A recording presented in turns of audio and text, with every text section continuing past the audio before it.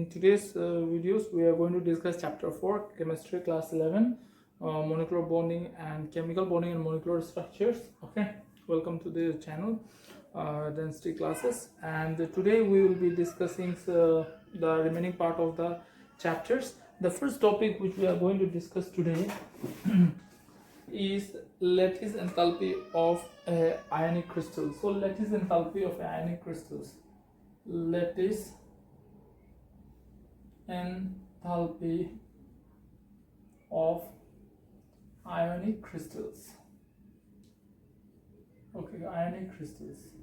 So lattice enthalpy of ionic crystals. What is it? Lattice enthalpy. Let us first try to understand.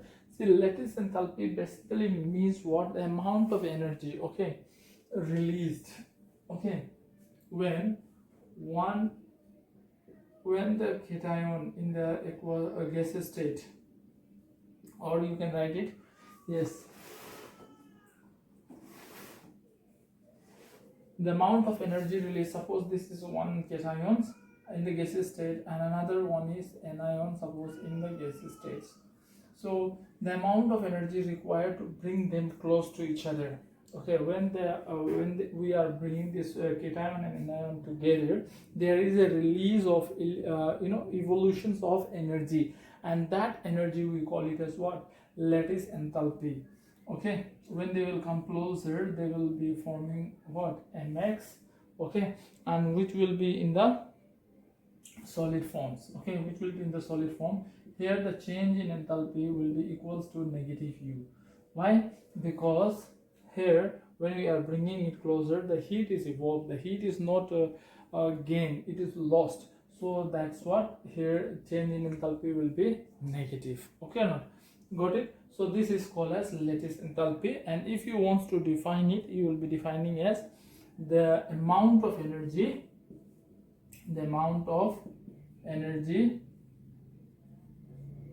released when, okay, 1 mole of ionic crystals, when 1 mole of ionic crystals, okay, amount of energy released when 1 mole of ionic crystals,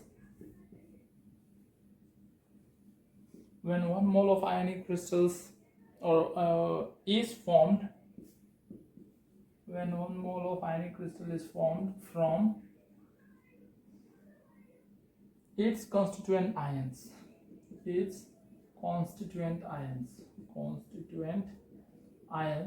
in the gaseous form. Okay, dear students, so in the gaseous forms.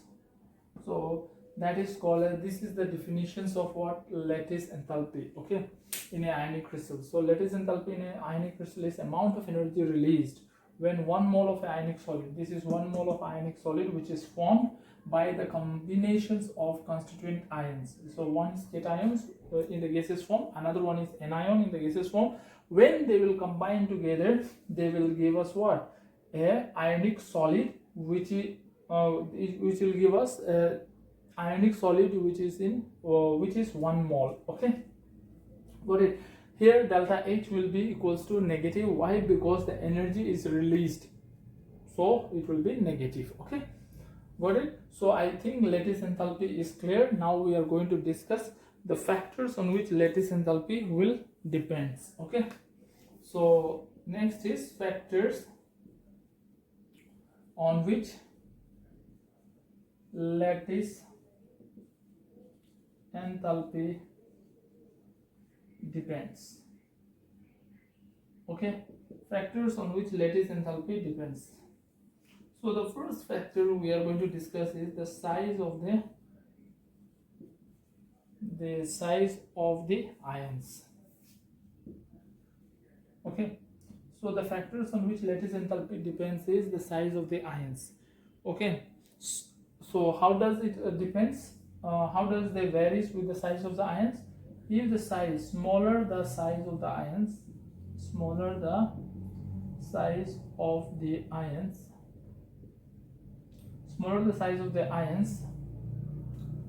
larger, okay, smaller the size of the ions, lesser is the intermolecular distance. Sorry, smaller the size of ions, lesser is the intermolecular distance. Got it? Lesser is the intermolecular distance, consequently the interstellar attraction will be high and the lattice enthalpy will also be large. So intermolecular attraction distance is large, so consequently what will happen? Consequently lattice enthalpy is high. Enthalpy is high. Got it? So how does these factors on which lattice enthalpy depends, means how does the lattice enthalpy varies with the size of the ions? So if the size of the ions is small, okay, if the size of the ions is small, how we will know the size of the ions? It is basically decided by whom? By the radius. Okay, so if the size of the ions is small, then there will be lesser intermolecular forces. Okay, and if the intermolecular forces is less, consequently lattice enthalpy will be high. Okay, so we will need more energy to, so in order to bring them closer, the energy required will be, or the energy released will be more. Okay or not? Got it? For example, you can say K positive. So so we'll write it upside, this one may not be visible. Try to understand properly from here, this is important concepts. Okay, see, suppose K positive, so K positive ions, if you see the atomic radius of K positive, you will see that the atomic radius of K positive is 133 picometers. 133 picometers. Okay, and when you see the atomic radius of Na positive, it is merely 95 picometer. Okay, 95 picometer. So whose atomic size is bigger? This one, the atomic size is bigger, and this one's atomic size is smaller. So always remember, when this Na and this Cl, this K, when they combines, okay, for example, this K positive, when it combined with Cl negative, they will give us 1 mole of solid KCl, right? So here the change in enthalpy, whatever you are getting delta 1, and here Na positive Cl negative, here the change in enthalpy, it is giving 1 mole of solid NaCl, so here they will have the change in enthalpy delta 2. Always remember, since the size of anion here is small, so the intermolecular forces of attractions will be high. As a result, the amount of energy which will be released while combining, the amount of energy which will be released when Na positive and Cl negative will combine, then that energy, it will be higher. That means that energy is called as what? That energy is called as lattice enthalpy, right? So here, since the atomic radius is big, so the intermolecular forces will be weak, and as a result, when they combine with Cl, the amount of energy which will be released here, it will be low, because their size is big, intermolecular forces is weak. Here the size is small comparing to K, here the size is small, intermolecular forces is strong. As a result, higher amount of energy will be released when they combine. So if I ask you which one change in enthalpy is greater for which one, so of course change in enthalpy will be greater for H2 and H1. Okay, got it? So lattice enthalpy of NaCl will be higher than KCl. Why? Because Na positive size is small and K positive size is bigger. So I hope, dear students, you have understood the first factor on which lattice enthalpy depends, that is the size of the ions. With the increase in size of the ions, the lattice enthalpy decreases. Smaller the size of the ions, lattice enthalpy increases. Okay, dear students? Okay, so let's move on to the next factors. The next factors we are going to discuss is charge on the ions. So lattice enthalpy also depends on what? Charge on the ions. So how does it depends? We are going to study that. Okay, so these are the basic things, basic points which we need to know it properly. If you don't know properly these basic things and simply taking this, simply you are going for coaching this and that things, if your basics are not clear, dear students, very difficult. This year NEET JEE questions paper, it has proved that your basic knowledge of class 11 and 12 is very very important. Okay, because out of 360 questions in bio sections, it was most of the questions, not most, 99% of the questions came from the NCERT, that is basic concept. So is the case with chemistry. So dear students, first develop your basic knowledge properly. Okay. Okay, fine. So the next factor, the second factor is what? Charge on the ions. So charge on the ions, it also it also contributes in the lattice enthalpies. Okay, charge on the ions. So larger magnitude of the charge on the ion, greater will be the attractive force between the ions, and consequently lattice enthalpy will be high. So that means what? Larger the charge, okay, larger the charge on the ions, larger the charge on the ions, higher is the lattice enthalpy. Okay, so enthalpy. So you can say one thing, with increase in charge, we can say, in other word, okay, in other word we can say what?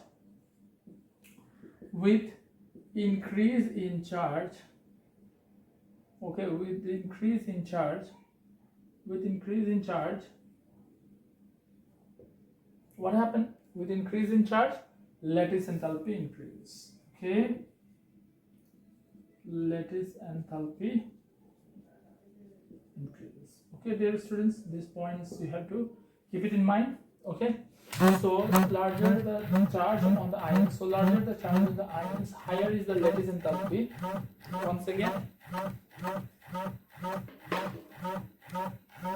will come closer to each other to combine to form 1 mole of solid, they will release large amount of energy.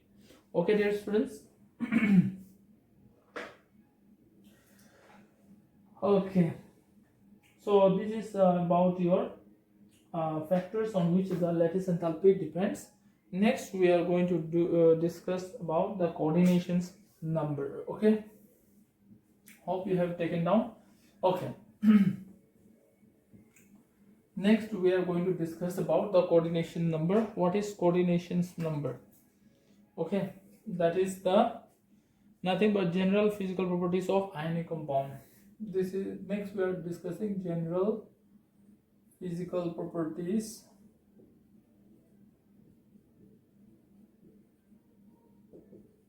of ionic compound. Okay, general physical properties of ionic compounds. So this is also important. Let us try to learn it properly. Okay, this chapter is very very important chapter for both perspective of competitive exams as well as for your entrance exams. So here the first things they have given is what? Physical state. Okay. Okay, so you will see that ionic compounds, okay, physical state, if you see the physical state of this, they generally occurs in crystalline solid. Okay, so generally you will see the ionic compounds, they are occurring in what? Crystalline solid. They generally occurs in crystalline solids. Okay, so if you want to see this thoroughly, there are bonds and all those things, then you have to pass a X-ray through these ions, and then those bonds which is there in the ionic compounds, you can see it on a X-ray papers. Okay, not on X-ray sheets. Got it? So they generally occurs in what? Crystalline solids. Okay, next we are going to discuss is the next one we are going to discuss. Next point is melting point. Okay, melting point. Okay, so melting point and boiling point. Melting and boiling point of ionic crystal.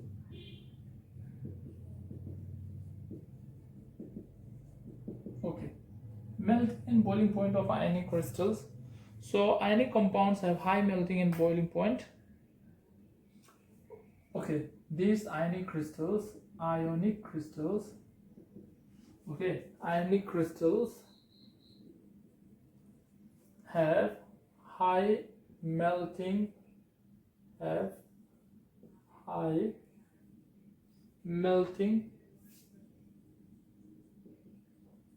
point, melting and boiling point.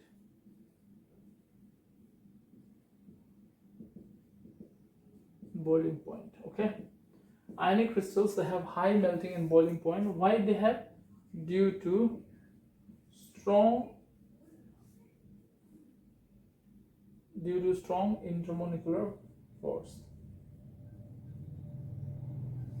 Due to strong intermolecular force between them.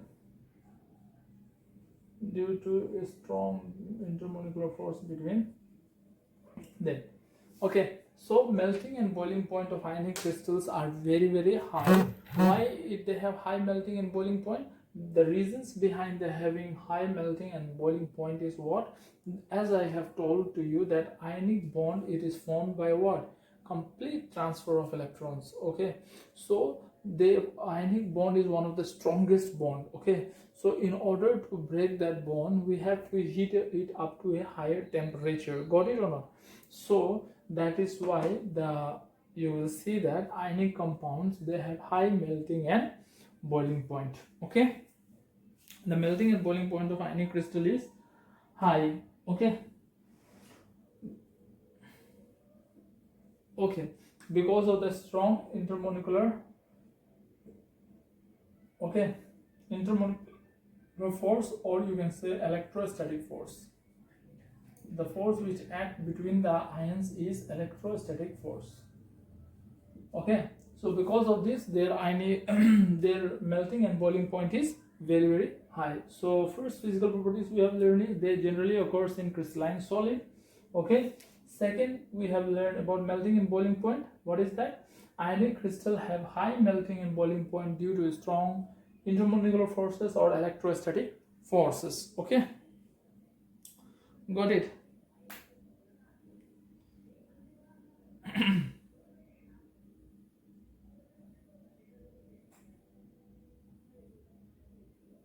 So you will see that the melting point, melting point, you will see the following orders is very, very important. NaF, okay,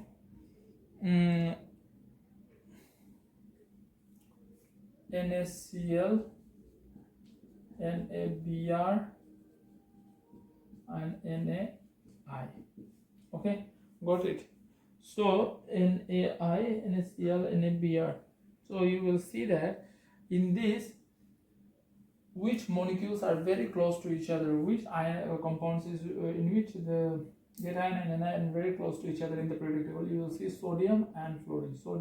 Fluorine is 9, sodium is 11, so they are very close. Sodium and chlorine far away, sodium and bromine very much, the difference between them is higher. Okay, so you will see that the electrostatic force in them will be weak. So highest electrostatic force, it will be this one. NaF will have the higher you can say electrostatic force or boiling point.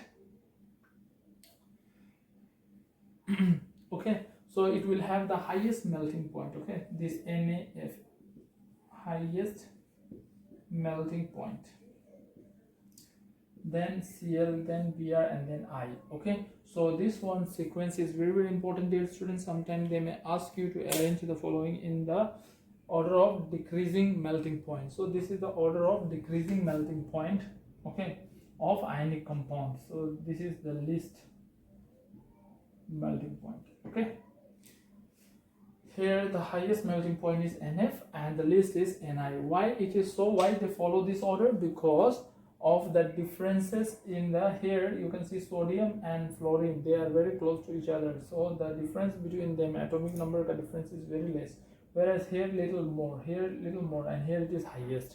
So that's why you will see that the highest melting point will be of NF and it will go on decreasing till Ni. Got it? So this is one of the very important point in this topic, melting and boiling point. I hope you have taken down. Okay, if done, then let's pause the video and you can take it down, and then we shall move to the next physical properties. Okay.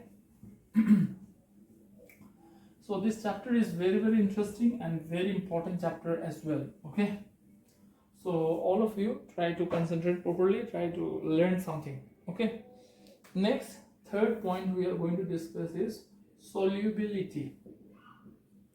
Okay, solubility. So you will see that ionic compounds are generally soluble in water.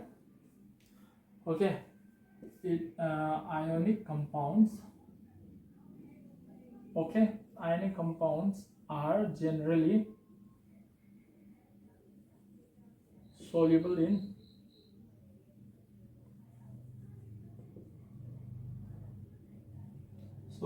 water. Okay, ionic, you will see that the ionic compounds generally they are soluble in water and other polar solvent. Okay, okay, they are generally soluble in what? Water and other polar solvent,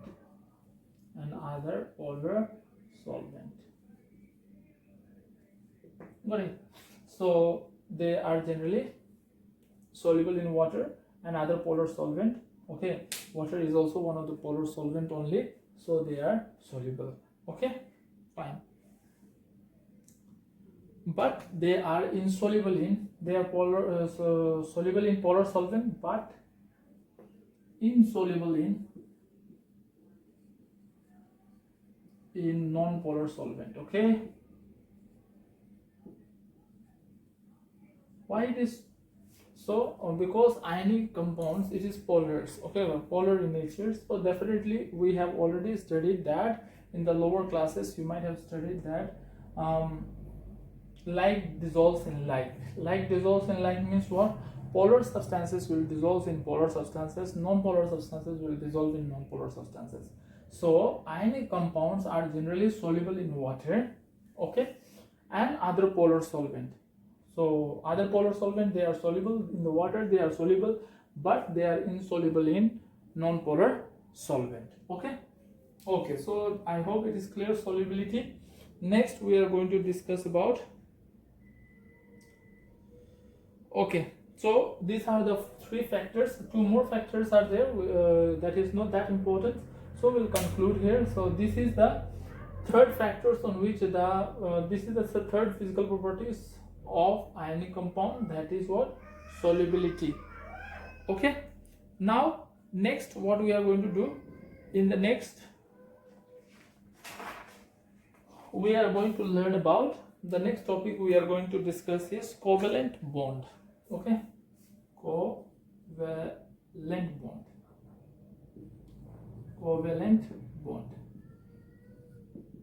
Okay, so what is covalent bond? So it is the bond which is formed, in the simple language we can define like this: the bond which is formed by the sharing of, or you can write mutual sharing, the bond which is formed by the mutual sharing of electrons between the atoms are called covalent bond. So in the simple language we can define covalent bond how? The bond which is formed by the mutual sharing of electrons between the atoms are called as what? Covalent bond.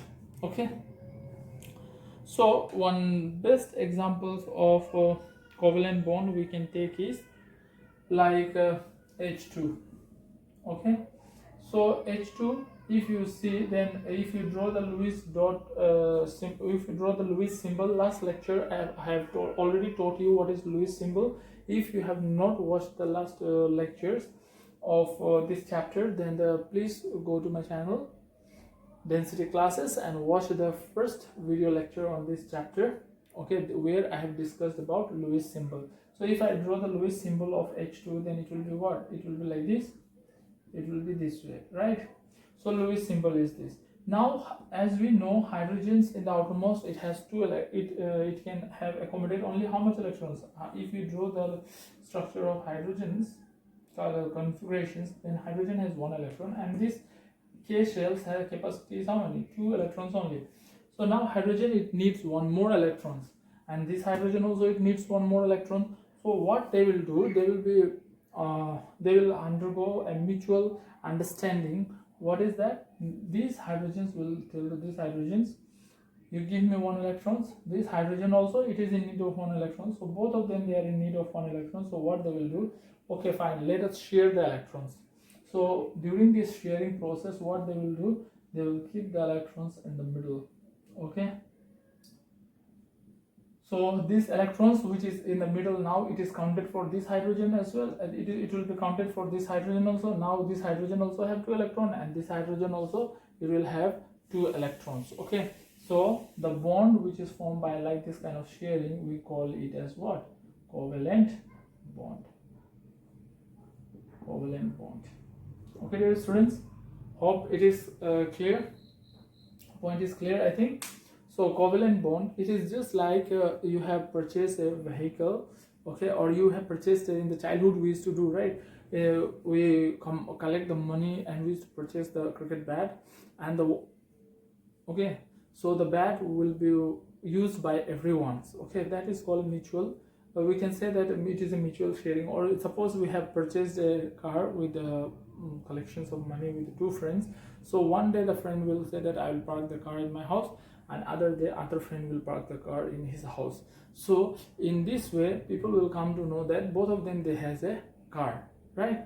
So same way here, this hydrogen has 1 electron and this hydrogen has 1 electron, so they both want 1 electrons more. So what they will do, they can neither give nor they will get it. So what they will do, they will come into a understanding that okay, let's keep both the electron in the middle, it will serve the purpose of both the hydrogens. So this hydrogen also can say that I have 2 electrons, and this hydrogen also can say I have 2 electrons. So the bond which will be formed by like this kind of sharing, we call it as what? Covalent bond. Hope, dear students, you have understood. Okay.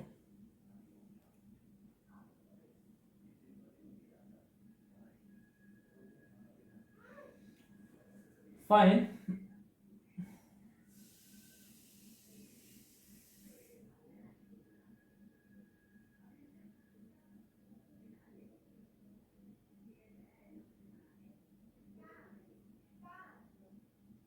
Let's take one more examples. Okay, I hope you have taken down.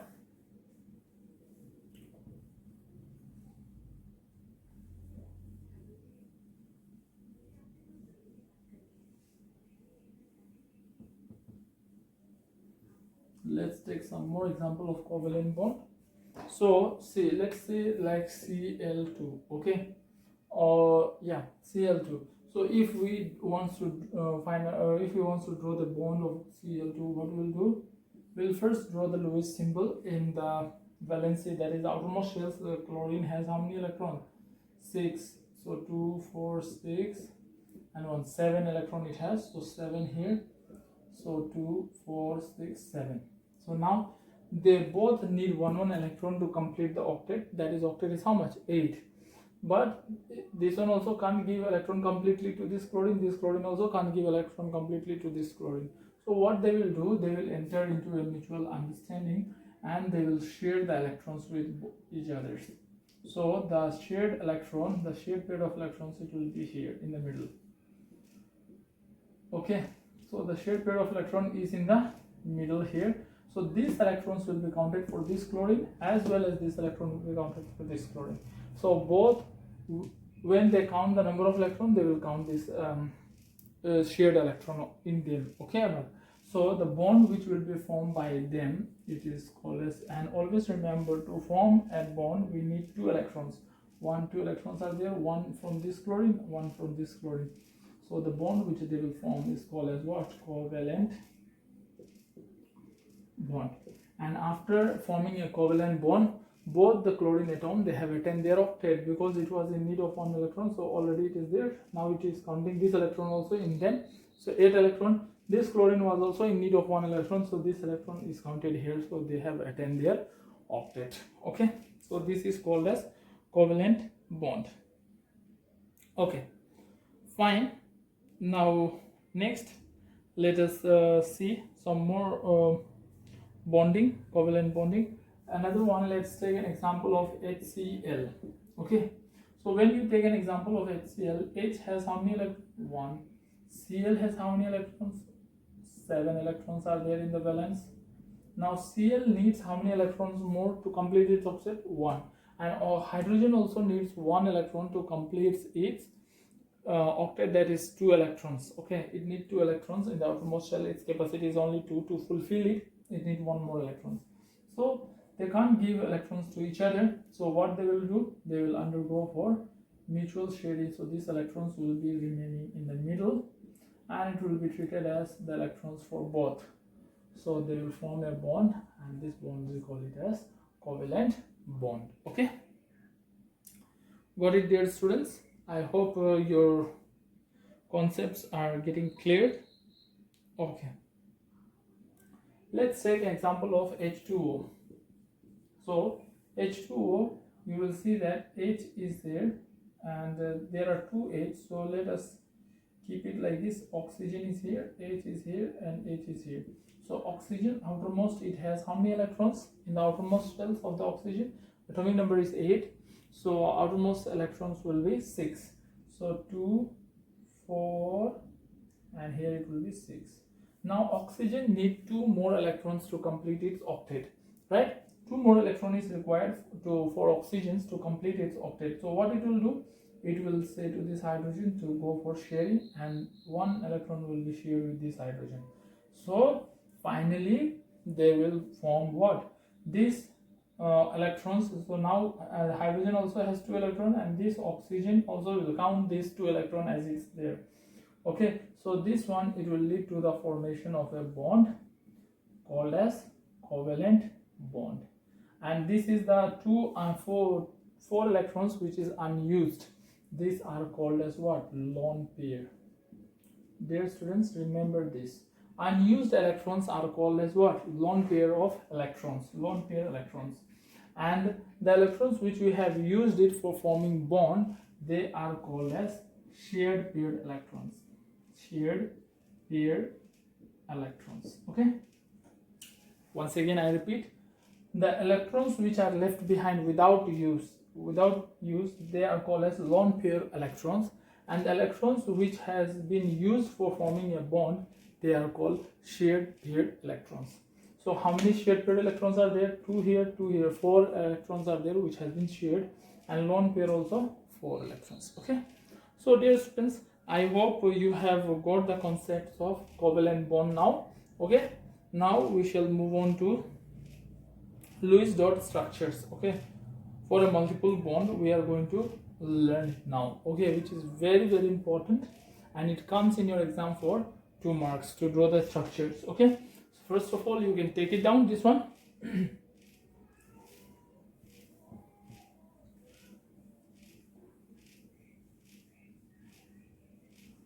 Okay. So hope all of you are doing well. Okay, you need to do well. Okay, now we are going to learn new topics. Which we are going to learn is now Lewis dot structure. Okay, so we are going to learn now Lewis dot structure. For doing this Lewis dot structures, for drawing this Lewis dot structure, there are lengthy rules given in your textbook. Okay, around 5 to 6 steps they have given. Will not go for that much. Okay, Instead, I will tell you in a shortcut way, easy way, so that you can understand and you will never forget. So suppose we are asked to draw the Lewis dot structure of CO2. Okay, for example, we are asked to draw the Lewis dot structure of CO2. So for drawing the Lewis dot structure of CO2, first of all, what we are going to do, dear students, listen very carefully. First of all, we have to find out the number of valence electrons. Total number of valence electrons. Okay, so total number of valence electrons we have to find out. So if you see carbon ka, that's why I used to tell to all of you that you memorize the atomic numbers, okay, and all, then only things will work out. Okay, if you don't know the atomic numbers properly, it will be very difficult for you to understand. Okay, and chemistry without atomic number and periodic table is not a chemistry at all. Okay, so total number of valence electrons here. Total number of valence electron, how to find out? First of all, you have to see carbon. So carbon atomic number is what? 6. So it will be 2 electrons here and 4 electrons will be here. So what is the valence electron in carbon? 4. 4 valence electrons, so we'll write here 4 plus. Next is what? Oxygen. So oxygen's valence electron is how much? 8. Total number of electron is 8. 2 and outside it will be 6. So how many valence electron? 1, 2, 3, 4, 5, 6. In the outermost shells in oxygens there are 6 electrons. Okay, so 6. And how many oxygens are here? 2. So multiply by 2. Dear students, try to understand properly. Total number of valence electrons is equals to, how to calculate? First of all, you have to find out what is the valency, that is number of electron present in the outermost shell of the carbon.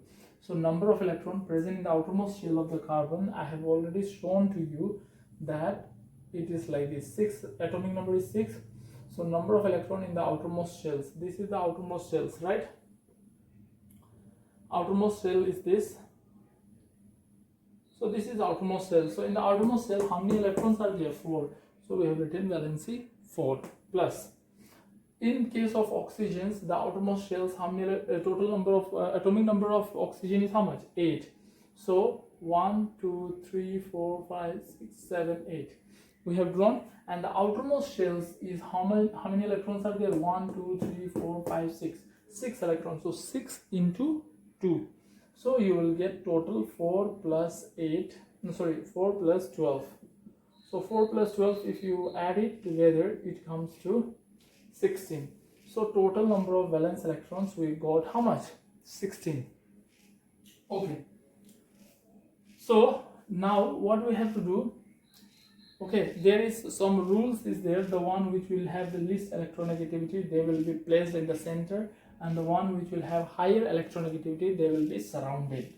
Okay, once again I'm telling you, out of these two, okay, carbon and oxygen atoms, the one which has the least electronegativity, they will be placed at center. Least electronegativity at center. Okay, the one which has the least electronegativity, they will be placed at center, and remaining it will be surrounding the center one. Okay, got it?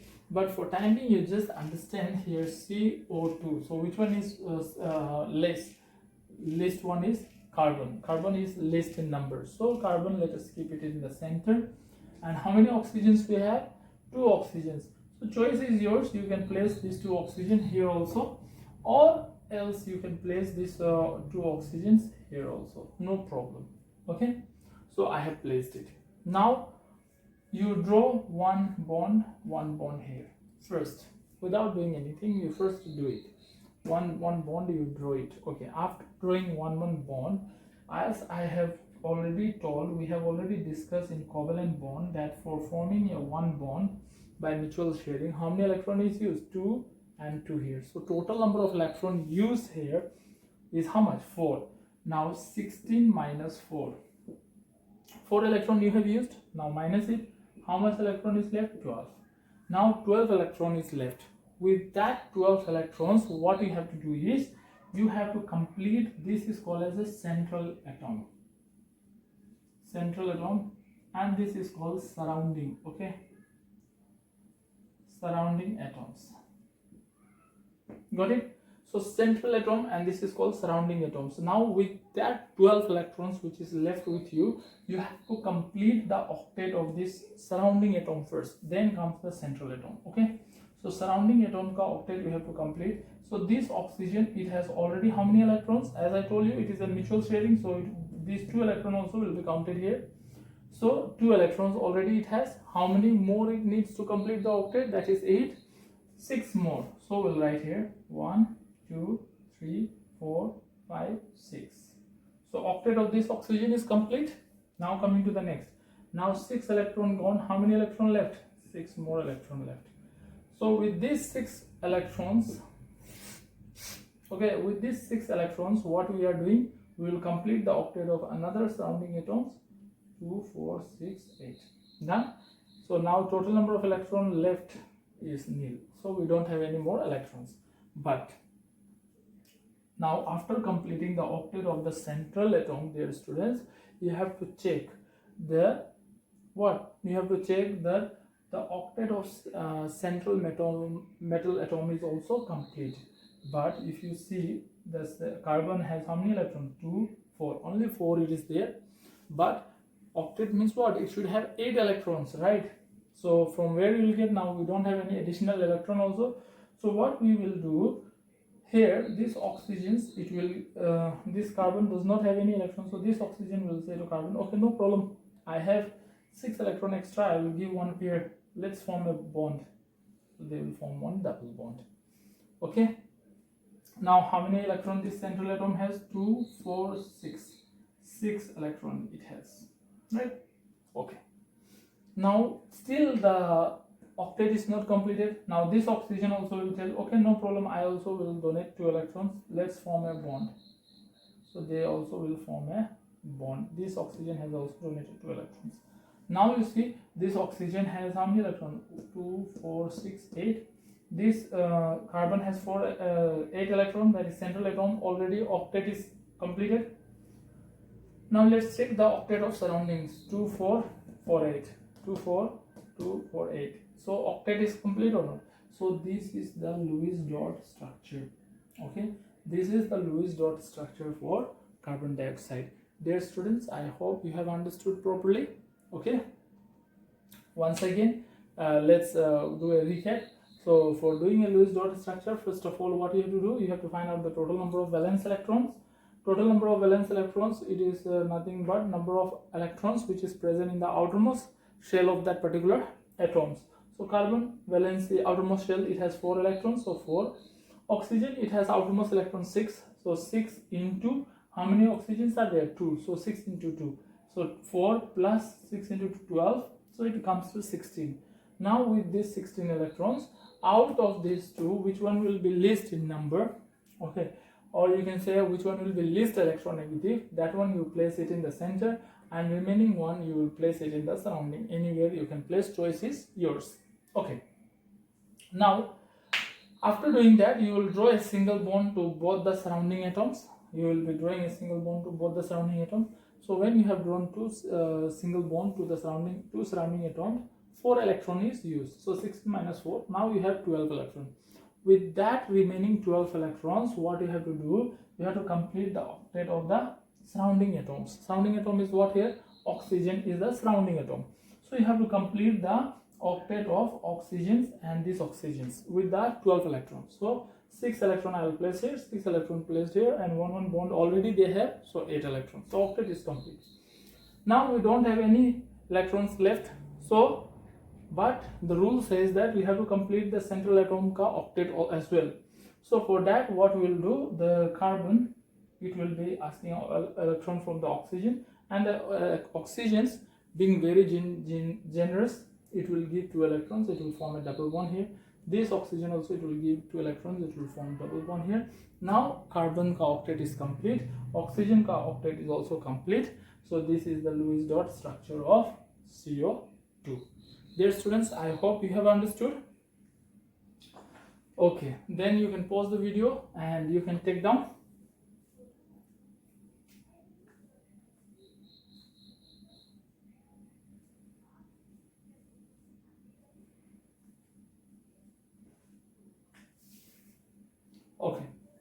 let's do some more questions on this. This concept is very, very important. It used to come in your board exam. Again, I'm telling you, and if this concept is clear, you will never ever ever have the confusion of double, triple bond and all those things. Okay, CO3 2 negative. So we are going to draw the Lewis dot structure of CO3 2 negative. So first of all, our rule says what? Step number 1, we have to write the total number of valence electrons. Also total number of valence electrons. So total number of valence electrons, if you see how much it is, carbon valency is how much? Right now we did 4. So 4. And what is the valency of oxygen? We have seen right now 6. And what is the number of oxygen here? 3. So into 3. And this is -2. That means 2 more electron has come to this carbonate. So that one also you have to plus it. Okay.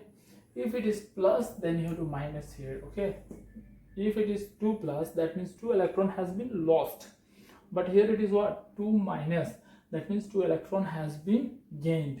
So plus 2. Okay. Next 4, and this 2 if you multiply, it comes to how much? 6 into 3, 18 plus 2. Okay. So it will be 4 plus 18 plus 2, 20, and it comes to 24 electrons. So right now we have in our hand 24 electrons. With these 24 electrons, we have to draw the Lewis dot structure of this CO3 2 negative. So as usual, last question also I discussed with you. Which one is least? It will be in the center. So carbon is least here. So place it in the center. Oxygen, you surround it. Let us make it little stylish. So like this. Okay, oxygen, this is surrounding atoms. And as I have told you, first of all, you have to draw a single bond. So we have drawn a single bond. How many single bonds we have drawn? 3. 3 single bonds we have drawn to connect with the 3 oxygens. Okay. Now, what is the number of electrons used here? 6. So minus 6 electrons here. From the total, you minus 6. So what is left? 18 electrons. With these 18 electrons, you have to complete the octet of this surrounding first. Again, I am telling you, you have to complete the octet of surrounding atoms first. So let's complete it. How many electrons will be needed? 6. Done. Octet completed. 6. Here also it will be 6. So octet is complete now. Now let us check whether the carbon octet is complete or not. Because after completing the octet of the surrounding atoms, our next work is what? To complete the octet of carbon. But now, is there any electrons left? We have already used 18 electrons. So 18 minus 18, it will be 0. Now we don't have any electrons left with us. So what we will do? Carbon 2, 4, 6 electron it has. It needs 2 more electrons to complete its octet. So that 2 more electron, it depends upon carbon from where it wants to take. If it wants to take from here, it can take it. If it wants to take, suppose it is taking from here, then 2 electron you erase it and convert that 2 electron into double bond. So carbon is forming a double bond with this oxygen. So now carbon octet is complete. 2, 4, 6, 8. So this is your Lewis dot structure, and it is what? Minus. So you write here 2 minus. Very simple it is. If you follow the book method, it is very, very difficult. So follow, you try to do it in this manner. Okay, got it everyone? Okay, fine.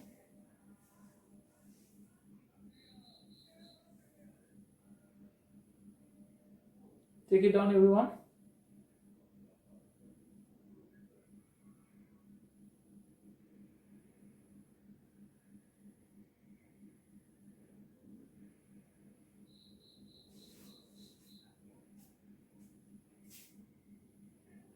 Okay, let me draw one more. Okay, little different types. Let me do it, and then we shall move on. Okay.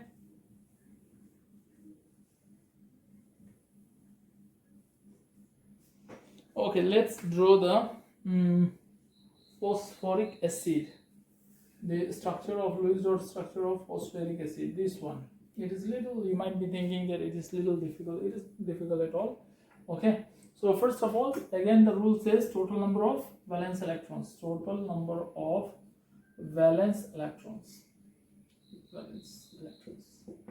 Total number of valence electrons. What is the total number of valence electrons? Hydrogens, how many electrons it has? It has only one electron. So how many hydrogens are there? 3 into 1. Phosphorus valency, it is group 15. So number of electrons in the outermost of phosphorus is 5. So we'll write here 5 plus oxygens. As we have seen, oxygen ka valency is 6. How many oxygens are there? 4. So into 4. So total number of electrons here, it will be a little huge. So 24, 28, 32. We have 32 electrons here. Okay, total number of valence electrons here we have how much? 32 electrons are there. Now what we will do, which one is the least one? P. Okay, and phosphorus, it is attached with how many carbons?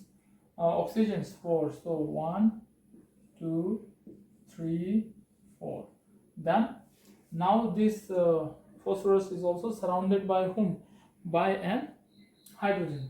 So let's place these hydrogens here this way. Got it? So I have placed. The first work is what? We have to draw a single bond. Okay. We have to draw a single bond everywhere.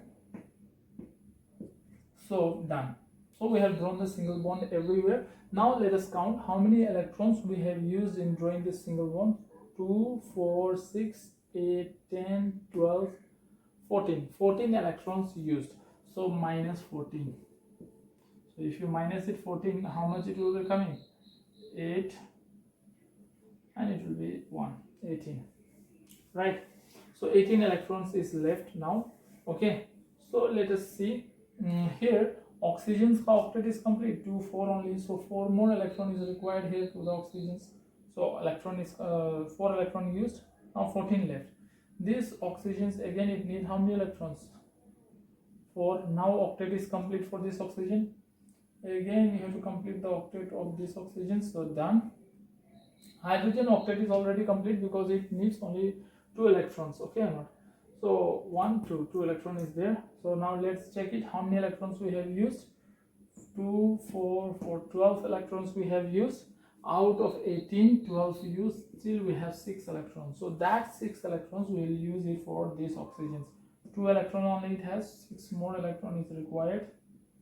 So this one will be your Lewis dot structures. Okay, for phosphoric acid. Got it, dear students? So this was little different, that's why I chosen it to do it for you. Now I will give you some questions. Which one you have to try it at home. Okay, if you have any doubt in it solving, then you can please comment in the comment box. Ask your doubts in the comment box. Feel free to ask. Okay, got it? So take down the questions. And this is very important, dear students. Again, I'm telling you, pause the video and you can take it down. Okay. So today we have learned so many new things. Okay, you might have come across this thing in class 10, but the concepts might not be that clear, but today you have learned it. So your homework or your works to do will be, yeah, it will be SO4 2 negative. You have to draw the Lewis dot structure of SO4 2 negative. Then SiCl4, you have to draw it.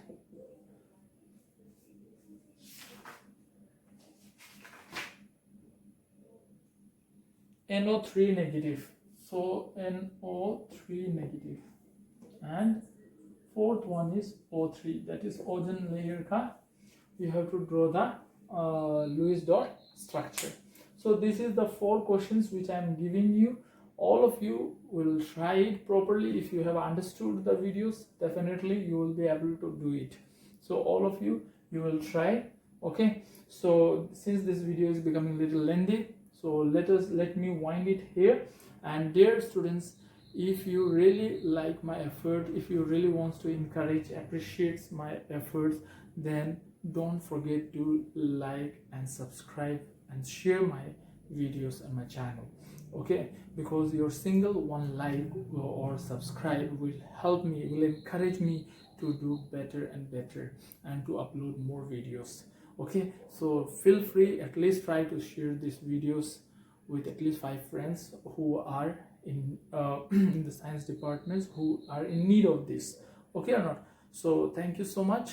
Okay, and if you like my videos, if you are liking the content of this channel, then please don't forget to subscribe it. Okay, it will just take 1 second, 1 click, done. So anyway, thank you dear students. In the next lecture we will be discussing other things like a formal charge and all those things. Okay, anyway, thank you.